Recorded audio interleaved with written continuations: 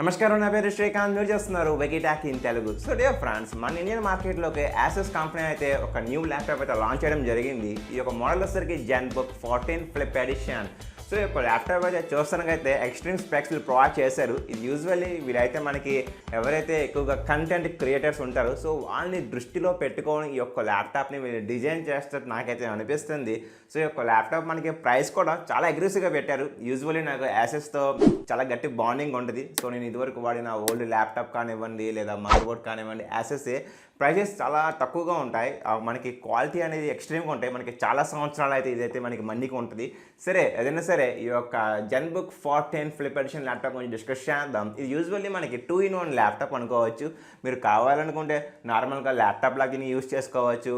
లేదు అనుకుంటే మీరు స్క్రీన్ కానీ బ్యాక్ ఫోల్డ్ చేస్తే ఇది మనకు ఒక ట్యాబ్ మోడ్లో ఇది కన్వర్ట్ అయ్యేది. సో మీరు మూవీస్ చూస్తున్నప్పుడు ఎటువంటి యాక్టివిటీస్ చేసుకోవచ్చు ఈ యొక్క ట్యాబ్ మోడ్లో కూడా. సో గాయస్ ఒకసారి మన స్పెక్స్ పైన డిస్కస్ చేద్దాం. ఎస్పెషలీ ఈ యొక్క ల్యాప్టాప్ స్క్రీన్ వచ్చేసరికి నాకైతే చాలా ఎక్స్ట్రీమ్గా నచ్చింది. మనకి సాధారణంగా ఈ యొక్క బడ్జెట్లో చాలా కంపెనీస్ చూసుకుంటే IPS ప్యానల్ ప్రొవైడ్ చేస్తూ ఉంటారు. బట్ వీళ్ళు మాత్రం 14 inches OLED ప్యానెల్ ప్రొవైడ్ చేయడం జరిగింది. సో ఆసమని చెప్పుకోవచ్చు. OLEDలో మనకి కలర్స్ కానీ కాంట్రాక్ట్ లెవెల్స్ కానీ ఎక్స్ట్రీమ్ లెవెల్ ఉంటాయి. చూడంగానే డిస్ప్లే చాలా అట్రాక్ట్గా ఉంటుంది. సో అదేవిధంగా మనకి డిస్ప్లే రెజల్యూషన్ కూడా చూసుకుంటే మనకి 2.8K రెజల్యూషన్. సాధారణంగా మనం 2K స్క్రీన్ క్వాలిటీ చూస్తూ ఉంటాం, 2K రెజల్యూషన్. బట్ ఇది చూసుకుంటే కొద్దిగా అప్స్కేల్ అని చెప్పుకోవచ్చు. రెజల్యూషన్లో 2.8K అయితే వీళ్ళు ప్రొవైడ్ చేయడం జరిగింది. సో డెఫినెట్లీ రెజల్యూషన్ కూడా వీళ్ళైతే ఎక్కడ కాంప్రమైజ్ అవ్వలేదు. సో 14 inches ప్యానల్ కాబట్టి ఆ యొక్క 2.8 అనేది ఎక్స్ట్రీమ్గా ఉంటుంది మనకి పిక్సెల్ రెజల్యూషన్ అనేది. సో నెక్స్ట్గా మనకి దీని యొక్క రెస్పాన్స్ టైం చూసుకుంటే జస్ట్ 0.2 millisecond రెస్పాన్స్ టైం ఇది ప్రొవైడ్ చేయడం జరిగింది. సాధారణంగా మనం 1 millisecond అయితే గమనిస్తూ ఉంటాం, ఎక్కువ చూస్తూ ఉంటాం మార్కెట్లో ఈ యొక్క ప్రైస్ కేటగిరీలో. బట్ వీళ్ళు మాత్రం మనకి 0.2 millisecond. సో ఫ్రెండ్స్ ఈ యొక్క డిస్ప్లే యొక్క నిట్స్ బ్రైట్నెస్ లెవెల్ కూడా మనకైతే వీళ్ళు 550 nits బ్రైట్నెస్ లెవెల్ ప్రొవైడ్ చేయడం జరిగింది. సో స్క్రీన్ యొక్క విజిబిలిటీ అనేది ఇండోర్లోనే కాదు బయట మీరు అవుట్డోర్లో వాడాలన్నా సరే మ్యాక్సిమం స్క్రీన్ విజిబిలిటీ అనేది మనకి చాలా కంఫర్టబుల్గా ఉంటుంది. సో ఈ యొక్క డిస్ప్లేలో మనకి హైలైట్ వచ్చేసరికి DCI-P 300% వీళ్ళైతే క్లెయిమ్ చేయడం జరిగింది. సో గాయస్ ఇది ఎక్స్ట్రీమ్ లెవెల్ అని చెప్పుకోవచ్చు. సో ఎవరైతే ఇందాక మనం చెప్పుకున్న విధంగా వీడియో ఎడిటింగ్లో మనకి సపరేట్ కేటగిరీ ఉంటుంది కలర్ గ్రేడింగ్ అని. సో ఎవరైతే కలర్ గ్రేడింగ్ ఎక్కువ చేస్తూ ఉంటారో సో అటువంటి వాళ్ళకి అయితే ఈ యొక్క ల్యాప్టాప్ అనేది చాలా బాగా సూటబుల్ అయిద్దని చెప్పుకోవచ్చు. ఎందుకంటే DCI-P 300% సర్టిఫైడ్ కాబట్టి మీకు కలర్స్ అనేవి ఈ యొక్క డిస్ప్లే ప్యానల్ మీద చాలా యాక్యురేట్గా రియలిస్టిక్ అయితే కనబడిద్ది. సో దాని ద్వారా ఎవరైతే ఎడిటింగ్ చేస్తారో ఆ యొక్క పర్సన్ అనేవాడు ఎగ్జాక్ట్గా కలర్స్ని ఆ యొక్క స్క్రీన్ మీద చూసి ఈజీగా జడ్జిమెంట్ చేయడం, కలర్ అడ్జస్ట్మెంట్స్ అయితే ఈజీగా చేయగలరు. సో ఫైనల్లీ ఫ్రెండ్స్ నెక్స్ట్గా మనకి దీనిలో ఒక ప్రాసెసర్ గురించి డిస్కస్ చేద్దాం. సో గమనించండి వీడైతే ఈ యొక్క ల్యాప్టాప్ని 3 వేరియంట్స్లో అయితే మన ఇండియన్ మార్కెట్లోకి అయితే లాంచ్ చేయడం జరిగింది. సో గాయస్ మీ యొక్క వర్క్కి తగ్గట్టుగానే మీరైతే కరెక్ట్ ప్రాసెసర్ని చూస్ చేసుకోండి. మేబీ మీరు కానీ ప్రాసెసర్ని కానీ కరెక్ట్గా చూస్ చేసుకోకపోతే తర్వాత చాలా ఇబ్బంది పడతారు. ఎందుకంటే మనం ప్రాసెసర్ని అప్గ్రేడబిలిటీ అయితే చేసుకోవడం ఉండదు కాబట్టి. సో ఎనీ హౌ దీంట్లో మనకి హ్యాండ్ వేరియంట్ వచ్చేసరికి AMD Ryzen 95900HX ప్రాసెసర్ అయితే యూజ్ చేయడం జరిగింది. దీంట్లో మనకి టోటల్గా 8 cores ఉంటాయి. క్యాచ్ కూడా మనకి 20 MB, మ్యాక్సిమం క్లాక్ స్పీడ్ చూసుకుంటే 4.6 GHz అయితే వీళ్ళు ప్రొవైడ్ చేయడం జరిగింది. సో గాయస్ గమనించండి 5900HX అన్నాను కదా, ఇక్కడ H అంటే మనకి హై పర్ఫార్మెన్స్, X అంటే ఎక్స్ట్రీమ్ లెవెల్. సో మీకు అర్థమైపోయి ఉంటుంది ఈ యొక్క ప్రాసెసర్ అనేది specially design for heavily multi tasking demanding టాస్క్లు అనుకోవచ్చు. సో ఈ యొక్క ప్రాసెసర్ని మనం మ్యాక్సిమం పుష్ చేయొచ్చు. హెవీ వర్క్స్కి చాలా బాగా హెల్ప్ఫుల్ అయింది. ఇంకా నెక్స్ట్ వేరియంట్ చూసుకుంటే AMD Ryzen 7 5800H series processor. దీంట్లో మనకి యూజువల్లీ 8 cores ఉంటాయి, 20 MB catch, maximum clock speed చూసుకుంటే 4.4 GHz. ఇక్కడ నేను H అన్నాను కదా, యూజువల్లీ H అంటే ఇక్కడ మనకి హై పర్ఫార్మెన్స్. ఇంకా ఇదే ఒక ల్యాప్టాప్లో మనకైతే లో అండ్ వేరియంట్ కూడా తీసుకురావడం జరిగింది. Ryzen 5 series 5600H processor and దీంట్లో మనకి 6 cores ఉంటాయి. సో గాయస్ దీని యొక్క మ్యాక్సిమం క్లాక్ స్పీడ్ చూసుకుంటే 4.2 GHz అయితే ప్రొవైడ్ చేయడం జరిగింది. సో ఫ్రెండ్స్ మీరు డిసైడ్ అయిపోయింది Ryzen 9 తీసుకోవాలా, 7 తీసుకోవాలా లేదా Ryzen 5 తీసుకోవాలనేది. సో పర్ఫెక్ట్గా సెలెక్ట్ చేసుకొని మీ యొక్క వర్క్కి తగ్గట్టుగా అయితే మీరు కొద్దిగా మనీ ఎక్కువైనా సరే పర్ఫెక్ట్గా సెలెక్ట్ చేసుకోండి. ఇంకా ఫైనల్గా దీంట్లో మనకి గ్రాఫికల్ డిపార్ట్మెంట్ వచ్చేసరికి AMD Radeon గ్రాఫిక్స్ ప్రొవైడ్ చేస్తున్నారు. సో యూజువల్లీ మనం డే టు డే యూసేజ్కి అండ్ యొక్క గ్రాఫిక్ కూడా మ్యాక్సిమం చాలా బాగానే హ్యాండిల్ చేస్తుంది. ఈ యొక్క ల్యాప్టాప్ని మీరు గేమింగ్లో కూడా మ్యాక్సిమం లెవెల్ అయితే పుష్ చేయొచ్చు. సో నో ప్రాబ్లం, ఎటువంటి ఇబ్బంది అయితే ఉండదు. మనకి మర్చిపోయాను స్క్రీన్ రిఫ్రెష్ రేట్ కూడా ఇదైతే మనకి 90Hz ప్యానల్ ప్రొవైడ్ చేస్తున్నారు. సో దీని ద్వారా మీరు గ్రాఫిక్స్ ఆడుతున్నప్పుడు ఆ ఫ్రేమింగ్ అనేది మ్యాక్సిమం స్మూత్గా అయితే మీకు అప్లై అవుతూ ఉంటుంది. అంటే ఫ్రెండ్స్ నెక్స్ట్గా మనం చూసుకోవాల్సింది ర్యామ్ డిపార్ట్మెంట్. ఈ యొక్క ల్యాప్టాప్లో మనకు ర్యామ్ టైప్ వచ్చేసరికి LPDDR4X అయితే ప్రొవైడ్ చేయడం జరిగింది. ర్యామ్ కెపాసిటీ వీలైతే మనకి 16 GB అయితే ప్రొవైడ్ చేస్తున్నారు. ర్యామ్ స్పీడ్ కూడా ఆసంగా ఉందని చెప్పుకోవచ్చు. 4266 MHz. సో ఎక్స్ట్రీమ్ లెవెల్ ఉంటుంది. మ్యాక్సిమం ఇదే ప్రైస్లో రిమైనింగ్ బ్రాండ్స్ చూసుకుంటే మనకి 30 to 100 MHz RAM speed provide చేస్తూ ఉంటారు. బట్ వీళ్ళొచ్చేసరికి మాత్రం 4266 MHz కాబట్టి డెఫినెట్లీ ర్యామ్ అనేది యాప్స్ లోడింగ్ అప్పుడు కానివ్వండి లేదా కాపీ చేస్తున్నప్పుడు ఫైల్స్ ఏదైనా సరే ర్యామ్ అనేది మోస్ట్ యాక్యురేట్గా ఉంటుంది, చాలా ఫాస్ట్గా ఉంటుంది. ఐ మీన్ వర్క్ అనేది. ఇక్కడ ర్యామ్ వచ్చేసరికి ఆన్ బోర్డ్ ర్యామ్ అయితే వీళ్ళైతే క్లెయిమ్ చేయడం జరిగింది. యా ఫ్రెండ్స్, నేను చాలా వీడియోస్లో చెప్పాను ఆన్ బోర్డ్ ర్యామ్ అంటే ఏంటో అనేది. సరే మరొకసారి, యూజువల్లీ మనకి మదర్ బోర్డ్ ఉంటుంది, మదర్ బోర్డ్ మీద ర్యామ్ అయితే ఇలా ప్లేస్మెంట్ అయ్యి ఉంటుంది. ఇన్ కేస్ ర్యామ్ పాడైపోతే మనకి పెద్దగా నాలెడ్జ్ లేకపోయినా సరే జస్ట్ యూట్యూబ్ వీడియోస్ చూసి ర్యామ్ని మనం మదర్ బోర్డ్ నుంచి సపరేట్ చేసి మళ్ళీ అమెజాన్లోనో ఫ్లిప్కార్ట్లోనో మళ్ళీ ర్యామ్ పర్చేస్ చేసి మళ్ళీ మనంటే మనమే ఓన్గా ర్యామ్ని ప్లేస్మెంట్ చేయొచ్చు. సో ఈజీగా మళ్ళీ వర్క్ చేసుకోవచ్చు. ఒకవేళ మీకు రాకపోతే బయట మనకి ల్యాప్టాప్ స్పెషలిస్టులు ఉంటారు, సో వాళ్ళకి ఇచ్చినా సరే ఈజీగా ర్యామ్ అనేది రీప్లేస్ చేస్తూ ఉంటారు. బట్ వీళ్ళు మాత్రం ఈ యొక్క పర్టికులర్ ZenBook 14 ఫ్లిప్ ఎడిషన్ ఈ యొక్క ల్యాప్టాప్లో మాత్రం ర్యామ్ వచ్చేసరికి ఆన్ బోర్డ్ ర్యామ్ అన్నారు. సో దీని అర్థం ఏంటంటే మదర్ బోర్డ్ ఉంటుంది, ర్యామ్ అనేది మదర్ బోర్డ్కి షోల్డర్డ్ అయిపోయి ఉంటుంది. సో అటువంటి టైంలో ర్యామ్ పాడైపోతే నార్మల్ టెక్నీషియన్ కానివ్వండి లేదా మనం కానీ సపరేట్ చేయలేం. దీనికోసం మనకి మార్కెట్లోకి అయితే చిప్ లెవెల్ ఇంజనీర్స్ అయితే అవైలబిలిటీకి అయితే ఉంటారు. సో మీరు మిషన్ని వాళ్ళకి అప్ చెప్తే సో వాళ్ళు ఏం చేస్తారంటే చాలా కేర్ఫుల్గా ఆ యొక్క ర్యామ్ని మదర్ బోర్డ్ నుంచి డీషోల్డరింగ్ చేసి మళ్ళీ కొత్త ర్యామ్ పెట్టి మళ్ళీ షోల్డరింగ్ చేయాలి చాలా పర్ఫెక్ట్గా. సో అప్పుడే మళ్ళీ మనకి ల్యాప్టాప్ మళ్ళీ వర్క్ ఆన్ అవ్వడం జరిగింది. బట్ ఇది కొద్దిగా expensive time taking process. But అయినా సరే ఇక్కడ ఒక రిస్క్ కూడా ఉంది.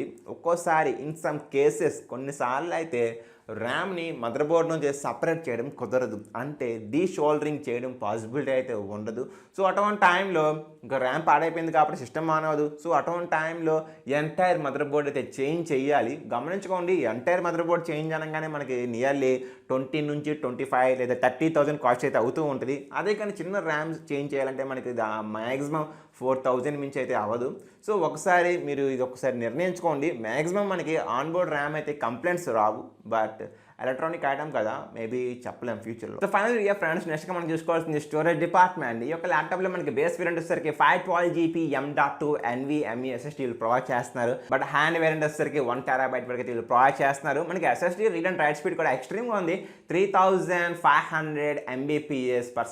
సో డెఫినెట్లీ ఫైల్స్ కాపీయింగ్ కానివ్వండి లేదా మనం ఎవ్రీథింగ్ అయితే ఈ యొక్క SSD ఎక్స్ట్రీమ్ ఫాస్ట్ అని చెప్పుకోవచ్చు. ఫ్రెండ్స్ నెక్స్ట్గా ఒక ల్యాప్టాప్లో మనకి port selections IO ports. So దీంట్లో మనకైతే టైప్ ఏ పోర్ట్ అయితే ప్రొవైడ్ చేస్తున్నారు. 3.0 generation and 2 Type-C ports provide చేస్తున్నారు. ఆ యొక్క Type-C నుంచి మనమైతే ఎక్స్టర్నల్ డిస్ప్లేకి కనెక్ట్ చేసుకోవచ్చు. ఆ యొక్క Type-Cతో మనమైతే మళ్ళీ ల్యాప్టాప్కి అయితే ఛార్జింగ్ కూడా పెట్టుకోవచ్చు. బట్ గమనించండి, ఎక్స్టర్నల్ డిస్ప్లేకి వీళ్ళైతే కనెక్ట్ చేసుకోవచ్చు అన్నారు. నేను అనుకోవడం మీకు ఎక్స్టర్నల్ డిస్ప్లే కనెక్ట్ చేసినప్పుడు 4K అవుట్పుట్ మేబీ అవుట్పుట్ ఇవ్వచ్చు అనుకుంటా, బట్ నాకు కన్ఫర్మ్గా తెలియదు. కంపెనీని అడగండి, ఎక్స్టర్నల్ డిస్ప్లేకి కనెక్ట్ చేసినప్పుడు ఎంతవరకు నేను అవుట్పుట్ ఇవ్వగలను, HDR అవుట్పుట్ ఇవ్వగలనా లేదా 4K క్యాపబిలిటీ ఇవ్వగలనా లేదా అని మాకు ఖచ్చితంగా అడగాలి. నాకు తెలిసినంత వరకు అయితే కంపల్సరీగా అయితే ఉంటుంది, బట్ ఒక క్వశ్చన్ అయితే వేయండి. నెక్స్ట్ HDMI వచ్చేసరికి 2.0 వర్షన్ అయితే ప్రొవైడ్ చేయడం జరిగింది. సో ఆసమని చెప్పుకోవచ్చు. 3.5mm Jack port, micro SD card reader కూడా దీంట్లో ప్రొవైడ్ చేయడం జరిగింది. సో గైస్ ఇట్స్ ప్రతి క్లీన్ అండ్ నీట్. ఫ్రెండ్స్ నెక్స్ట్గా మనం చూసుకోవాల్సింది కీబోర్డ్ గురించి. సో గైస్ ఈ యొక్క ల్యాప్టాప్లో మనకైతే బ్యాక్లైట్ ప్రొవైడ్ చేస్తున్నారు. సో ఎవరైతే చీకట్లో వర్క్ చేస్తూ ఉంటారో సో అటువంటి వాళ్ళైతే ఈజీగా కీబోర్డ్ లైట్ ఆన్ చేసుకుంటాం కదా, బ్యాక్లైట్ అంటాం. సో ఈజీగా వర్క్ చేసుకోవచ్చు. కీ ట్రావెల్ అంటే కీని లోపలికి ప్రెస్ చేసి మళ్ళీ వదిలినప్పుడు పైకి వస్తుంది కదా కీ అనేది, అది వచ్చేసరికి మనకి నియర్లీ 1.4mm. సో డెఫినెట్లీ ఎవరైతే ఎక్కువ టైపింగ్ చేస్తూ ఉంటారో ఎస్పెషల్లీ బ్లాగర్స్, సో అటువంటి వాళ్ళకైతే కీబోర్డ్ మంచి ఎక్స్పీరియన్స్ ఉంటుంది. బట్ ఒకటి గమనించండి, ఈ యొక్క కీబోర్డ్లో మనకైతే సెపరేట్ న్యూమరిక్ రో అయితే ఉండదు. సో దీనికి బదులు మనకి యాసెస్ స్పెషల్ గెస్చర్ అనుకోవచ్చు. మనకి ఏదైతే ఈ యొక్క యాసెస్ ల్యాప్టాప్ యొక్క మౌస్ ప్యాడ్ ఉంటుంది కదా, సో ఆ యొక్క మౌస్ ప్యాడ్లోనే మనకి న్యూమరిక్ అయితే ఆన్ అయ్యింది టచ్ స్క్రీన్ లాగా. సో మీరు హ్యాపీగా అయితే ఆ యొక్క న్యూమరిక్ ప్యాడ్ని అయితే క్యాలిక్యులేషన్కి అయితే యూస్ చేసుకోవచ్చు. అండ్ ఇంకా ఫైనల్గా ఫ్రెండ్స్ దీంట్లో మనకి HD క్యామ్ అయితే ఉంటుంది. మీకు స్కైప్స్, వీడియో కాల్స్ లేదా బిజినెస్ కాల్స్కి అయితే యూజ్ అయ్యింది. ఇంకా నెక్స్ట్ దీంట్లో మనకి బుల్టిన్ స్పీకర్స్ ఉంటాయి, బుల్టిన్ మైక్రోఫోన్స్ ఉంటాయి. ఆడియో కూడా వీళ్ళైతే మనకి హార్మన్ కార్డన్ అయితే వీళ్ళ టైప్ అయితే అవ్వడం జరిగింది. సో డెఫినెట్లీ ఆడియో ఎక్స్పీరియన్స్ అనేది ఈ యొక్క ల్యాప్టాప్లో కొంచెం హై ఎక్స్ట్రీమ్ ప్రీమియం లెవెల్లో ఉంటుంది. ఫ్రెండ్స్ ఇంకా ఫైనల్గా కనెక్టివిటీ డిపార్ట్మెంట్. ఈ యొక్క ల్యాప్టాప్ మనకి అయితే లేటెస్ట్ Wi-Fi 6కి అయితే ఎలిజిబుల్ అయ్యింది. సో దీని అర్థం ఏంటంటే Wi-Fi 2.4 GHz బ్యాండ్కి సపోర్ట్ చేస్తుంది. Wi-Fi డ్యూయల్ డ్యూయల్ వైఫై అంటాం కదా, I mean AC band wifi 5 GHz బ్యాండ్కి సపోర్ట్ చేస్తుంది. అండ్ వైఫై 6 కూడా ఇప్పుడు మనకి మార్కెట్లో లేటెస్ట్ వచ్చేసరికి వైఫై 6 టెక్నాలజీ. సో ఇది వైఫై 6 కూడా అయితే కనెక్ట్ అయ్యింది. మనకి బ్లూటూత్ వర్షన్ వచ్చేసరికి 5.0 అయితే ప్రొవైడ్ చేయడం జరిగింది. ఇది మనకి కంప్లీట్గా 2x2 technology, I mean MIMO technology, multiple inputs multiple outputs. So దీని ద్వారా ఏమైందంటే మీరు వైఫై డిపార్ట్మెంట్ కానీ బ్లూటూత్ కానీ యూజ్ చేస్తున్నప్పుడు మీకు ల్యాప్టాప్ సిగ్నల్ అనేది కనెక్షన్ అనేది చాలా స్టేబుల్గా పర్ఫెక్ట్గా స్ట్రాంగ్గా ఉంటుంది. సో మీకు ఎటువంటి డిలే కానీ ల్యాగ్స్ కానీ లేటెన్సీ ఇష్యూస్ అటువంటి అయితే ఉండవు. ఫ్రెండ్స్ ఇంకా ఫైనల్గా ఈ యొక్క ల్యాప్టాప్లో మనకి బ్యాటరీ డిపార్ట్మెంట్ వచ్చేసరికి నియర్లీ 63 Wh బ్యాటరీ మనకి ఈ యొక్క బాక్స్లోనే 100 watts టైప్స్ అడాప్టర్ వీళ్ళు ప్రొవైడ్ చేస్తున్నారు. ప్రతి ఆసం అనుకోవచ్చు 100 watts అయితే ప్రొవైడ్ చేస్తున్నారు. 63 Wh బ్యాటరీ అనేది కొద్దిగా హై, ఐ మీన్ మనకి సాధారణంగా 45 Wh బ్యాటరీ 56 Wh బ్యాటరీ వింటూ ఉంటాం ఈ యొక్క ప్రైస్ కేటగిరీలో. బట్ యాసెస్ కంపెనీ మాత్రం 63 Wh బ్యాటరీ ఇవ్వడం జరిగింది. సో నేను అనుకోను ప్రతి లాంగే బ్యాటరీ లైఫ్ ఉంటుంది. బట్ గమనించండి దీంట్లో మనకి CPU ఇందాక చెప్పుకున్న విధంగానే హెచ్ సిరీస్ CPU కాబట్టి హై పర్ఫార్మెన్స్, యూజువల్లీ అవి ఎక్కువగా పవర్ కన్జ్యూమ్ చేస్తూ ఉంటాయి. బట్ అయినప్పటికీ కూడా వీరైతే 63 Wh battery along with 100 watts types ఇచ్చారు కాబట్టి మ్యాక్సిమం మనం అయితే ఛార్జింగ్ అయితే ప్రతి ఫాస్ట్గా చేయొచ్చు. బట్ వీళ్ళు ఎక్కడైతే మెన్షన్ చేయలేదు ఎంత స్పీడ్గా మన ఛార్జింగ్ ఎక్కిద్ది అటువంటి అయితే నాకు తెలియదు. సో ఫైనల్ ఫ్రెండ్స్ ఈ యొక్క ల్యాప్టాప్లో మనకైతే ఫింగర్ ప్రింట్ రేట్ అయితే ప్రొవైడ్ చేస్తున్నారు. ఆ యొక్క ఫింగర్ ప్రింట్ రేట్ మనకైతే పవర్ బటన్ కింద అయితే యూస్ చేసుకోవచ్చు. ఇంకా ఫైనల్గా ఈ యొక్క ల్యాప్టాప్ వెయిట్ వచ్చేసరికి 1.4 kg. సో ప్రతి గుడ్ డీల్ అని చెప్పుకోవచ్చు. ఎందుకంటే పవర్ఫుల్ స్పెక్స్ అయితే ఈ యొక్క ల్యాప్టాప్లో ఇవ్వడం జరిగింది. అలాంగ్ విత్ వెయిట్ కూడా మనం చూసుకుంటే మ్యాక్సిమం 1.4 kg కాబట్టి సో ఎక్స్ట్రీమ్గా ఉంటుంది. సో ఎవరైతే ఎక్కువగా క్యారింగ్ చేస్తారో ఒక ప్లేస్ నుంచి ఇంకో ప్లేస్కి, ఎవరైతే ఎక్కువగా ట్రావెల్ అవుతూ ఉంటారో సో అటువంటి వాళ్ళకైతే ఈ ల్యాప్టాప్ని మీరు తగిలించుకున్నా సరే అంత హెవీ బల్కీగా అయితే ఏం ఉండదు. ఫ్రెండ్స్ ఒకసారి మనం ప్రైసెస్ చెక్ చేద్దాం. హ్యాండ్ వేరియంట్ వచ్చేసరికి మనకి AMD Ryzen 9 along with 1 TB. దీని ఒక ప్రైస్ వచ్చేసరికి 1,34,990 రూపీస్. నెక్స్ట్ వచ్చి చూసుకుంటే మనకి AMD Ryzen 7 along with 1 TB. దీనికి ప్రైస్ వచ్చేసరికి 1,12,990 రూపీస్. ఇంకా ఫైనల్గా మనకి బేస్ వేరియంట్ అని చెప్పుకోవచ్చు AMD Ryzen 5 along with 512 GB SSD.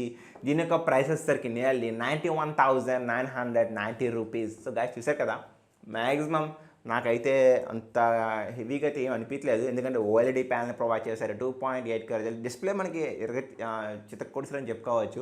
Processor కూడా హెవీ ప్రాసెసర్ వీళ్ళతో ప్రొవైడ్ చేయడం జరిగింది. సరే ఏదైనా సరే ఒకసారి మీరు చూసుకోవచ్చు. దీంట్లో మనకి డ్యూయల్ ఫ్యాన్ అయితే వీళ్ళు ప్రొవైడ్ చేస్తున్నారు. మ్యాక్సిమం మనకి CPU కూలింగ్ ఉండడానికి హెల్ప్ఫుల్ అయింది. MS Office 2021 ప్యాకేజ్ అయితే వీళ్ళు ప్రొవైడ్ చేయడం జరిగింది.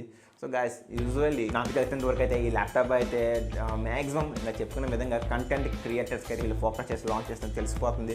సో ఎనీ హౌ నా స్మాల్ రిక్వెస్ట్, మీరు కానీ అమెజాన్లో ఏమైనా పర్చేస్ చేస్తుంటే దయచేసి నా యొక్క లింక్ యూజ్ చేయండి, కింద డిస్క్రిప్షన్లో ప్రొవైడ్ చేస్తాను. సో నాకు కొద్దిగా రెవెన్యూ జనరేట్ అయ్యింది. Please guys, thank you so much for love, support and commitment. ధన్యవాదాలు.